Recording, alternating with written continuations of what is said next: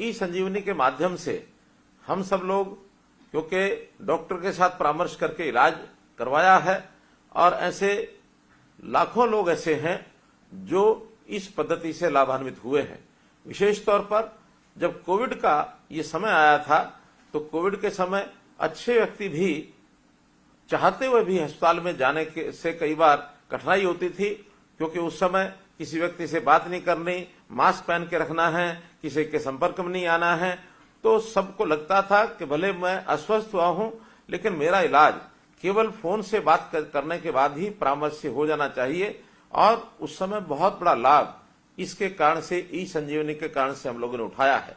हालांकि प्रधानमंत्री जी ने इस ई संजीवनी को इससे पहले नवंबर 2019 में ही लॉन्च किया था। लॉन्च करते समय तो विचार ये था कि आखिर बहुत लोग ऐसे गरीब परिवारों से हैं जो शायद किसी डॉक्टर के पास जा नहीं सकते, उनके पास समय का अभाव होता है, समय में होता भी नहीं है। कई बार कभी कभी वहां की भीड़ में लंबी लाइनें लगी होती हैं, इंतजार करना पड़ता है, कभी कभी डॉक्टर के पास जाने से वैसे भी संकोच होता है।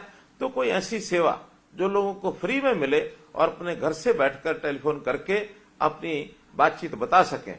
बहुत बीमारियां ऐसी हैं जिसमें शायद अस्पताल में जाना इतना अनिवार्य भी नहीं होता, केवल डॉक्टर से बात करके और दवाई अगर वो हमको लिख के दे देते हैं, बता देते हैं, तो हम उस दवाई का प्रबंध करके और जाकर कहीं भी दुकान से लेकर उनकी बताई पद्धति के अनुसार जो भी डोज वो बताते हैं वैसा हम ले लेते हैं, और उस प्रकार से हमें ठीक एक प्रकार से राहत मिलती है। हमने इसके लिए अपने हर जिला केंद्र पर 2-2 डॉक्टर 24 घंटे की सेवा दे रहे हैं, नियुक्त किए हैं। और इसी प्रकार पीजीआई चंडीगढ़ में भी हमारा उनके साथ भी करार है, तो 8 डॉक्टर लगातार राउंड द क्लॉक वहां बैठते हैं। तो ऐसे 30 डॉक्टर्स एट ए टाइम ये हमको हर प्रकार की बीमारी का उचित परामर्श देने के लिए बैठे हैं। इसका लाभ उठाने के लिए लाखों लोगों ने, 1,02,000 लोगों ने, जो मेरे पास ठीक आंकड़ा है, अभी तक इसका लाभ उठाया है। तो मित्रों, डॉक्टर से बात करके अपनी संतुष्टि से, और हम ये जो डिजिटल स्वास्थ्य की सेवा है इसका लाभ हम लोग उठा रहे हैं। और निश्चित रूप से जो लोग डॉक्टर के पास जाने से कतराते हैं, कई बार उनको अच्छा लाभ इसमें से मिलता है, और वो डॉक्टर के पास जाकर के उनको प्रतीक्षा नहीं करनी पड़ती और आसानी से एक प्रकार से इलाज करवा सकते हैं। दूसरा लाभ अस्पतालों को भी होता है। अस्पतालों में मरीजों का जो दबाव है वो भी कम होता है, डॉक्टर के पास भी दबाव कम होता है। तो इतने टेलीफोन के माध्यम से जितने लोग ओपीडी का अथवा अन्य बीमारियों का जो परामर्श लेते हैं इस टेली परामर्श से, और उनको भी सबको लाभ होता है। मैं तो आपको अपना एक अनुभव बताता हूं। मुझे भी कोविड के दौरान इस कोविड की बीमारी में से गुजरना पड़ा था, और इसके बाद जो आफ्टर इफेक्ट्स हुए थे, जो उसके बाद कुछ तकलीफें शेष रह जाती हैं, तो हमारे एक डॉक्टर मित्र ने, यहां से एक दूर डॉक्टर थे, दूरी अधिक थी, तो वहां जाने की बजाय उन्होंने कहा कि आज हम टेली परामर्श के माध्यम से इनसे दवाई पूछ लेते हैं। और उन्होंने टेली परामर्श के माध्यम से दवाई पूछी, एक 5 मिनट में सारी बातचीत बता दी गई, डॉक्टर ने अच्छी दवाई भी दे दी, और उस डॉक्टर की दवाई को सेवन करने के बाद मुझे उसका लाभ भी हुआ। तो वास्तव में इस टेली परामर्श की पद्धति से जिनके पास कंप्यूटर या इंटरनेट के साथ लगा हुआ कंप्यूटर है अथवा एंड्रॉइड का फोन है, वीडियो कॉल अथवा लाइव चैट के माध्यम से वो टेली कन्वर्सेशन करके और इस दवा का प्रारंभ कर सकते हैं।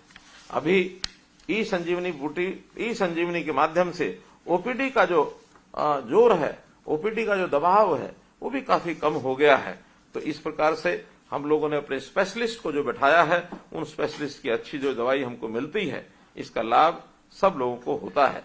अभी जब ये ई संजीवनी प्रारंभ हुई थी तो उस समय 13 कॉल प्रतिदिन मात्र आती थी, और अब धीरे धीरे बढ़कर के सभी 30 डॉक्टर्स के पास 500 कॉल्स के लगभग ये आनी शुरू हो गई हैं, अर्थात 15 से 20 कॉल तक प्रतिदिन आती हैं जो इन डॉक्टर से परामर्श ले सकते हैं। इसमें पीजीआई जो हमारा चंडीगढ़ है, इस पीजीआई चंडीगढ़ और पीजीआई रोहतक, इनकी दोनों की भूमिका भी बहुत ही अधिक इस प्रकार से पाई जाती है।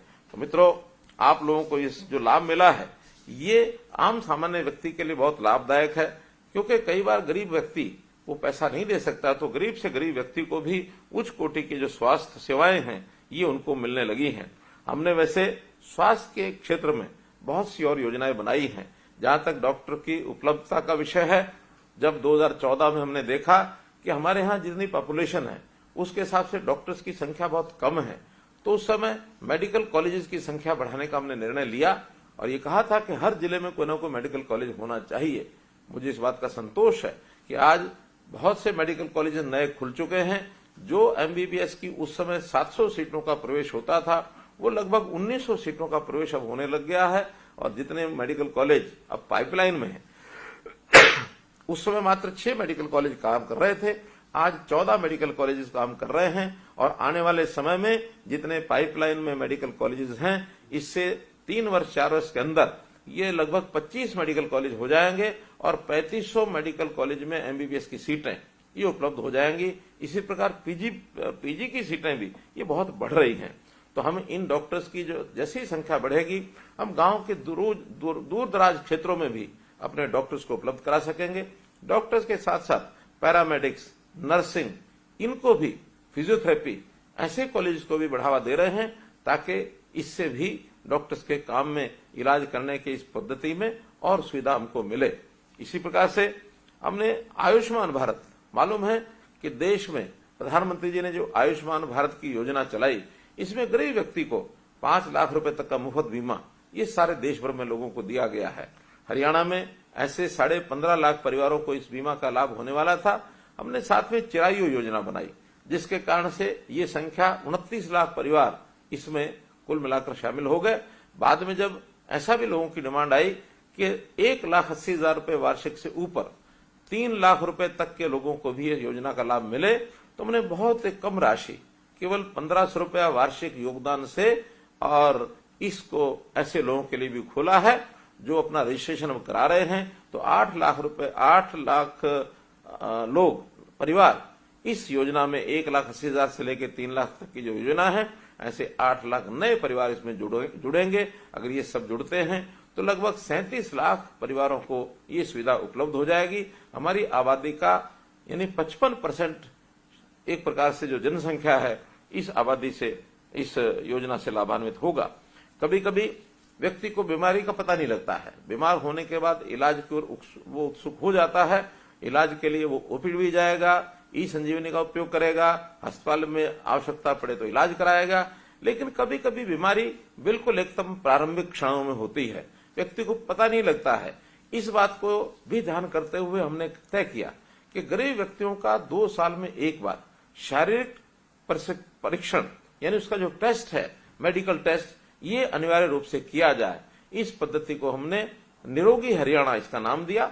और निरोगी हरियाणा के अंतर्गत आज ऐसे सब गरीब परिवारों के, उनके बच्चों के, सबके परीक्षण ये चल रहे हैं। और इसके तहत 25 प्रकार के जो मानक है, उसमें ऐसे परिवारों की स्वास्थ्य जांच ये होती है। अभी तक 32 लाख से अधिक व्यक्तियों की जांच हो चुकी है। 1,72,00,000 टेस्ट ऐसे किए जा चुके हैं। और हैरानी की बात तो ये है कि ऐसे बहुत से लोगों को कई प्रकार की ऐसी गंभीर बीमारियां जो उनको पता नहीं था, और पता लगने के बाद उनको इलाज के लिए अस्पतालों में भेजा गया, वहां उनका इलाज अच्छे प्रकार से इलाज हुआ। बहुत से लोग स्वस्थ भी हो गए हैं। जिनको इलाज की और आवश्यकता होती है उनको रेफर भी किया जाता है, अथवा उनको दवाई दे करके उस इलाज के लिए और उसको एक प्रकार से ठीक किया जाता है। हमने पूरे हरियाणा में मुख्यमंत्री मुफ्त इलाज योजना ये भी चला रखी है। और इस योजना के अंतर्गत 228 प्रकार के ऑपरेशन, 70 प्रकार के टेस्ट और 21 प्रकार की दंत चिकित्सा ये मुफ्त दी जाती है। साथ ही लगभग 500 दवाइयां ये भी मुफ्त दी जाती हैं, ताकि गरीब को अपने शरीर का स्वास्थ्य बिगड़ने पर कोई पैसा खर्च न करना पड़े। ऐसी सब योजनाओं का लाभ आम आदमी को हो रहा है।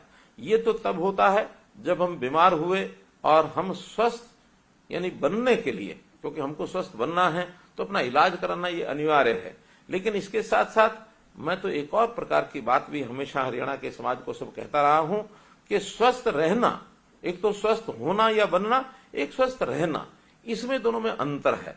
स्वस्थ रहने के लिए वास्तव में यदि हम बचपन से ही अपने स्वभाव को, आदतों को, खान पान को ठीक करें और जीवन में कुछ चीजें अगर हम आवश्यकता अनुसार उसको अंगीकार करें, उसको अडॉप्ट करें, तो बीमार ही नहीं होंगे। आखिर हम बीमार क्यों हों? बीमार न होने के लिए हमारा खान पान कैसा है, हमारी दिनचर्या कैसी है, इसके लिए भी हमने जगह जगह पर आयुर्वेदिक पद्धति से वेलनेस सेंटर्स, इनको कई जगह खोला है और भी जगह खोल रहे हैं। व्यायाम पार्क, व्यायामशाला गांव के अंदर ये भी खोली जा रही है और वहां जाकर के योग करें, व्यायाम करें। खेलों में हरियाणा बहुत आगे है। खेल खेलने से भी हमारा स्वास्थ्य जो है वो ठीक होता है। और हमारा हरियाणा का युवक, दुर्भाग्य की बात है कि कई इलाकों में व्यसन जो उसको नशे का होने लगा है, ये भी कोई बहुत एक बुरी बात है जिससे उसका शरीर और स्वास्थ्य बिगड़ता है। इसके लिए भी हमने अभियान चलाया है, ड्रग फ्री हरियाणा, किस प्रकार से शराब मुक्त, नशा मुक्त ये हमारा हरियाणा इस प्रकार से हो, इस ओर जनता में जागरूकता पैदा करने के लिए पिछले दिनों में आपको मालूम है कि हमने 25 दिन की एक साइक्लोथॉन, साइकिल यात्रा ये निकाली। लाखों लोगों ने इसमें भाग लिया। लोग इसमें जागरूक होने की एक जो आवश्यकता होती है उसको करने के लिए एनजीओज भी आगे आए हैं, सरकार आगे आई है, संत महात्मा बहुत बड़ी संख्या में आगे आ रहे हैं जिनको समाज की चिंता है। वैसे सब लोग मिल करके अपने नागरिकों का स्वास्थ्य कैसे ठीक हो। हमारा नागरिकों का स्वास्थ्य अगर ठीक रहता है तो स्वस्थ नागरिक, स्वस्थ हरियाणा, और यदि स्वस्थ हरियाणा रहता है तो हमारे बहुत से काम अपने आप आगे बढ़ जाते हैं। आखिर हमारे स्वास्थ्य पर ही निर्भर करता है कि एक व्यक्ति अपने निजी काम के लिए कितना समय लगाता है। बीमार होता है तो उसकी समय की कटौती होती है, वो स्वयं भी परेशान होता है, परिवार भी परेशान होता है। तो हमारे परिवार के लोग भी परेशान न हो, वो भी स्वस्थ भी रहें और वो एक प्रकार से चिंता मुक्त हों। तो हम सब मिल करके पहला प्रयत्न हमारा होना चाहिए कि हम कैसे शुरू से ही स्वस्थ बने रहें, बीमार न हो। और हाँ, यदि बीमारी के कहीं लक्षण मिल जाए तो nip the evil in the bud, अर्थात बुराई को जड़ से ही मिटाने के लिए हमको प्रारंभ में ही प्रयत्न करने चाहिए। और उसके बाद इलाज के लिए गरीब आदमी का पैसा खर्च न हो, इसके लिए चाहे आयुष्मान भारत की बात है, चिरायु हरियाणा की बात है, निरोगी हरियाणा की बात है, ये सब योजनाएं हम चला रहे हैं। आप इनका लाभ उठाइए और अच्छे डॉक्टर्स, अच्छे कंसल्टेंट ये हमको मिले, इनकी संख्या हम बढ़ा रहे हैं। कुल मिलाकर ये सब काम इसीलिए किए जा रहे हैं कि हम स्वस्थ, हमारा हरियाणा स्वस्थ, देश स्वस्थ, ये होगा, हम सबका भला होगा।